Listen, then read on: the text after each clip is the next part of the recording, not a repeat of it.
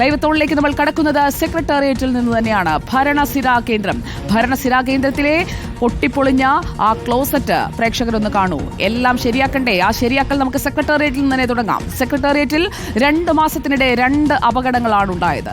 പേടിക്കാതെ ഒന്ന് മൂത്രമൊഴിക്കാൻ പറ്റുന്നില്ലേ സെക്രട്ടേറിയറ്റിൽ? അതാണ് ചോദ്യം. അപകടങ്ങൾ തുടർക്കഥയാണ്. ആവശ്യത്തിന് അറ്റകുറ്റപ്പണികൾ നടക്കുന്നില്ല. അതാണ് ജീവനക്കാരോട് ചോദിക്കുമ്പോൾ അവർ പറയുന്നത്. അനക്സിൽ ക്ലോസറ്റ് തകർന്ന് പരിക്കേറ്റതിൽ സെക്രട്ടേറിയറ്റ് അസോസിയേഷന്റെ നേതൃത്വത്തിൽ പ്രതിഷേധവും നടക്കാൻ പോവുകയാണ്. സുനിഷ യെല്ലൂരിലേക്ക് നമുക്ക് ആദ്യം പോകാം. സുനിഷ യെല്ലൂർ, പൊട്ടിപ്പൊളിഞ്ഞു കിടക്കുന്ന പാതി തകർന്ന ആ ക്ലോസറ്റാണ് നമ്മൾ ഈ ലൈവത്തോടിൽ ആദ്യം മുന്നോട്ട് വെക്കുന്ന ദൃശ്യം. അതുപോലെ തകർന്നു കിടക്കുകയാണോ സർക്കാർ ഓഫീസുകളുടെയൊക്കെ ഒരു അവസ്ഥ ഇപ്പോൾ?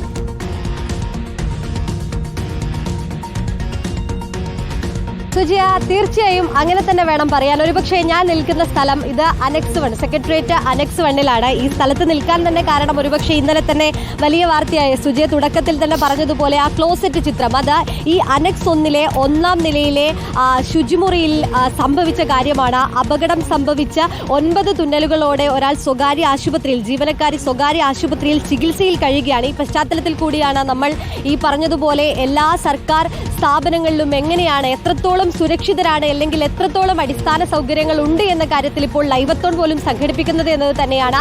ഏതായാലും നിലവിൽ മനസ്സിലാക്കാൻ കഴിയുന്നത് ഇത് ഇന്നോ ഇന്നലെയോ തുടങ്ങിയ ഒരു കാര്യമല്ല എന്നതാണ്. ഒരുപക്ഷെ ഈ 2 മാസത്തിനിടയിലെ 2ാമത്തെ സംഭവം എന്ന് പറയുമ്പോൾ ഒരു അസാധാരണമായ സംഭവം. ഒരുപക്ഷെ നേരത്തെ സീലിംഗ് തലയിൽ വീണ് പരിക്കേറ്റ അസിസ്റ്റന്റ് സെക്രട്ടറിയെ ആശുപത്രിയിലേക്ക് എത്തിക്കുന്ന ഒരു സ്ഥിതി, അഡീഷണൽ സെക്രട്ടറി ആശുപത്രിയിലേക്ക് എത്തിക്കുന്ന സ്ഥിതിയാണെങ്കിൽ ഇന്നലെ ഈ ക്ലോസറ്റ് പൊട്ടി വീണുകൊണ്ട് ഉദ്യോഗസ്ഥയെ ആശുപത്രിയിൽ എത്തിക്കുന്ന സ്ഥിതിയിലേക്ക് കാര്യങ്ങൾ മാറുന്നു എന്നതാണ് ഇവർ പറയുന്നത്. ഇവിടെയുള്ള ജീവനക്കാരോടൊക്കെ സംസാരിച്ചപ്പോൾ പറയുന്നത് ഇതൊരു സ്ഥലത്തെ വിഷയമല്ല എന്നതാണ്. പലപ്പോഴും ഇതുപോലുള്ള വിഷയങ്ങൾ അഡ്രസ്സ് ചെയ്യപ്പെട്ടിട്ടുണ്ട്. ഒപ്പം തന്നെ ഇത്തരത്തിൽ അറ്റകുറ്റപ്പണികളൊക്കെ തന്നെയും നടക്കേണ്ടതുണ്ട് എന്നത് ഒരുപാട് തവണ പറഞ്ഞിട്ടുണ്ട് എന്നതാണ്. പക്ഷേ അപ്പോഴൊന്നും തന്നെ ഇതിൽ കൃത്യമായ ഇടപെടലുകളോ ഒന്നും തന്നെ ഉണ്ടാകുന്നില്ല. ഈ പറഞ്ഞതുപോലെ എല്ലാ കൊല്ലവും ഒരുപക്ഷെ ഈ മന്ത്രിമാർ മാറുമ്പോൾ അല്ലെങ്കിൽ ഈ സെക്രട്ടേറിയറ്റിലെ പ്രവർത്തനങ്ങളെല്ലാം തന്നെ കൃത്യമായ അറ്റകുറ്റപ്പണികൾ നടക്കുന്നു എന്ന പേരിലൊക്കെ തന്നെയും കാര്യങ്ങൾ നടക്കുന്നുണ്ട്. പക്ഷെ അതൊക്കെ പുറംമോടിയിലെ ഒരു ചായം തേക്കൽ മാത്രമാണോ എന്നൊരു ചോദ്യമാണ് ഉയരുകയും ചെയ്യുന്നത്. ഏതായാലും ഇത് പറഞ്ഞുകൊണ്ട് ഇന്നൊരു കേരള സെക്രട്ടേറിയറ്റ് അസോസിയേഷന്റെ നേതൃത്വത്തിലുള്ള പ്രതിഷേധവുമുണ്ട്. അവരുടെ പ്രതിനിധികളും നമ്മളോടൊപ്പം ഉണ്ട്. ചേട്ടാ, ഇതിപ്പോ ഒരു ഇന്നലെ നടന്നൊരു പ്രശ്നം മാത്രമാണോ ശരിക്കും? അല്ലല്ല, ഇത് ഏകദേശം ഒരു നിത്യസംഭവമായി മാറിക്കൊണ്ടിരിക്കുകയാണ്. കഴിഞ്ഞ മാസം 4-ാം തീയതി സെക്രട്ടേറിയറ്റിലെ പൈതൃക സംരക്ഷണ ബിൽഡിംഗ് ആയിട്ടുള്ള പഴയ നിയമസഭാ മന്ദിരത്തിൻ്റെ മുകളിലുള്ള ഒരു ഓഫീസിൻ്റെ മുകൾ ഭാഗം സീലിംഗ് ഇടിഞ്ഞ് വീണ് പരിക്കേറ്റത് സെക്രട്ടേറിയറ്റിലെ സഹകരണ വകുപ്പിലെ അഡീഷണൽ സെക്രട്ടറിക്കായിരുന്നു.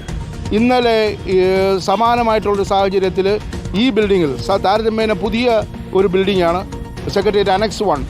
ഈ സെക്രട്ടേറിയറ്റ് അനക്സ് 1-ലെ 1-ാം നിലയിലുള്ള ടോയ്ലറ്റിൽ ഇന്നലെ ആ ടോയ്ലറ്റിൽ ഉപയോഗിക്കാൻ ശ്രമിച്ച വനിതാ ഉദ്യോഗസ്ഥയ്ക്ക് വളരെ സാരമായി പരിക്കേറ്റ് ഇപ്പോൾ തിരുവനന്തപുരത്തെ പ്രമുഖ സ്വകാര്യ ആശുപത്രി ചികിത്സയിലാണ്.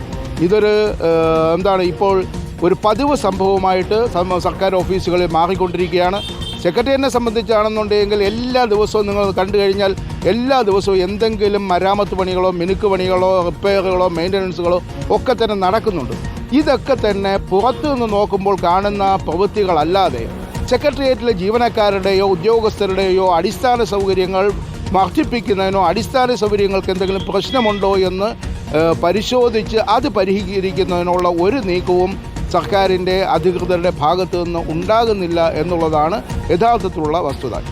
നമ്മൾ പറഞ്ഞതായിരുന്നില്ല ഈ വിഷയമൊക്കെ തന്നെ കഴിഞ്ഞ ഇത് ഒക്ടോബർ മാസം 4-ാം തീയതി സംഭവം ഉണ്ടായപ്പോൾ തന്നെ സർക്കാരിൻ്റെ ശ്രദ്ധയപ്പെടുത്തിയതാണ്. മാധ്യമങ്ങൾ ഇത് മുന്നോട്ട് കൊണ്ടുവന്നതാണ്. എന്നിട്ട് പോലും കണ്ണു തുറക്കാത്ത ഒരു അധികൃതരാണ് സർക്കാരാണ് ഇവിടെ ഉള്ളത് എന്നുള്ളതാണ് ഇന്നലത്തെ ഈ സംഭവം തെളിയിക്കുന്നത്.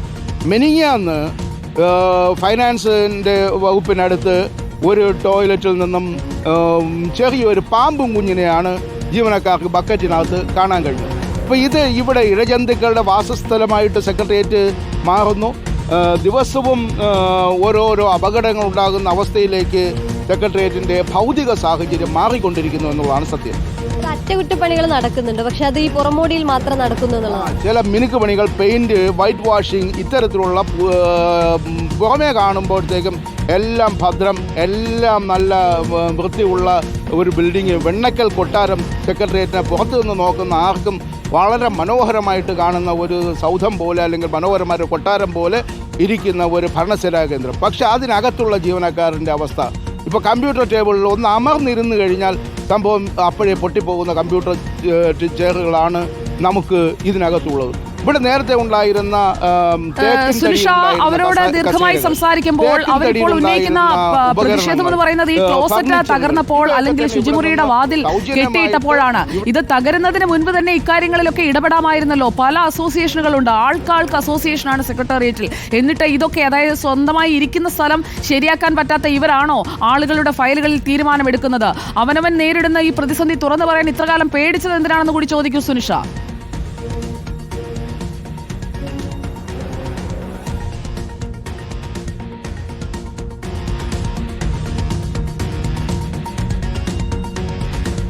അല്ലെങ്കിൽ അത് കഴിഞ്ഞ മാസമാണ് ഈ പറഞ്ഞതുപോലെ സീലിംഗ് വീഴുന്നത്. പക്ഷേ ഇതിനു മുമ്പ് ഇപ്പോൾ ചേട്ടൻ തന്നെ പറഞ്ഞത് പ്രകാരം ഇരിക്കാൻ പോലും കൃത്യമായ ഒരു സൗകര്യമില്ല, അല്ലെങ്കിൽ ഇരിക്കുമ്പോൾ തന്നെ പൊട്ടി വീഴുമോ എന്ന പേടിയാണ്. പക്ഷെ അന്നൊന്നും തന്നെ ഇത്തരത്തിലുള്ള പ്രതിഷേധത്തിലേക്ക് ഒന്നും കടക്കാത്തത് എന്തുകൊണ്ട്? ഇത് ഇപ്പോഴാണല്ലോ ഈ കണ്ടാലറിയാത്തവൻ കൊണ്ടാലറിയുമെന്ന് പറഞ്ഞ അവസ്ഥയാണുള്ളത്. ജീവനക്കാരന് കഴിഞ്ഞ മാസം ഒരു ജീവനക്കാരന് ഒരു ഉദ്യോഗസ്ഥന് പരിക്ക് പറ്റി. ഇന്നലെ അതിനേക്കാൾ ഭീകരമായിട്ടുള്ള രീതിയിൽ, സീരിയസ് ആയിട്ടുള്ള രീതിയിൽ, ഗൗരവതരമായിട്ടുള്ള രീതിയിൽ ജീവനക്കാരന് പരിക്കേറ്റിരിക്കുന്നു. അപ്പോൾ ഇതൊരു നിത്യസംഭവമായിരിക്കുമ്പോൾ ഇത് കണ്ടും കേട്ടും സർക്കാർ ജീവനക്കാരന് ഒരുപാട് പരിമിതികളുണ്ട്. പ്രതിഷേധിക്കാനും അതുപോലെ തന്നെ ശബ്ദമുയർത്താനും ഒക്കെ ഒരുപാട് പരിമിതിയുമുണ്ട്. ഞങ്ങൾക്ക് മറ്റ് പുറത്തുള്ള ഏതെങ്കിലും സമൂഹത്തിൽ മറ്റേതെങ്കിലും വിഭാഗം പണി മുടക്കുന്ന പോലെയോ അല്ലെങ്കിൽ സമരം ചെയ്യുന്ന പോലെ, ഗോഗോ വിളിക്കുന്ന പോലെ, കത്തിക്കുന്ന പോലെ ഒന്നും സമരം ചെയ്യാൻ സർക്കാർ ജീവനക്കാരന് കഴിയില്ല. ചില ചട്ടക്കൂടിനകത്ത് നിന്നുകൊണ്ട് മാത്രമേ നമുക്ക് പ്രവർത്തിക്കുവാനും പ്രതിഷേധിക്കുവാനും ഒക്കെയുള്ള ശബ്ദം ഉണ്ടാവുകയുള്ളൂ, നമുക്ക് ചെയ്യാൻ കഴിയുള്ളൂ.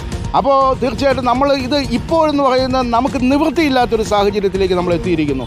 നമ്മൾ മിണ്ടാതിരുന്നു കഴിഞ്ഞാൽ ഇനി എത്ര ജീവൻ കൂടി നമ്മൾ വില കൊടുക്കേണ്ടി വരും, എത്ര പേർക്ക് കൂടി പരിക്കേറ്റ് കഴിഞ്ഞാൽ മാത്രമാണ് സർക്കാർ ഒന്ന് ഉണർന്ന് പ്രവർത്തിക്കുക, അതൊന്ന് ചിന്തിക്കുക. അതൊരു പ്രധാനപ്പെട്ട ചോദ്യമാണ്. ഇനി എത്ര ക്ലോസറ്റുകൾ പൊളിഞ്ഞു വീഴണം സർക്കാർ ഇക്കാര്യങ്ങളൊക്കെ ഒന്ന് ശരിയാക്കാൻ?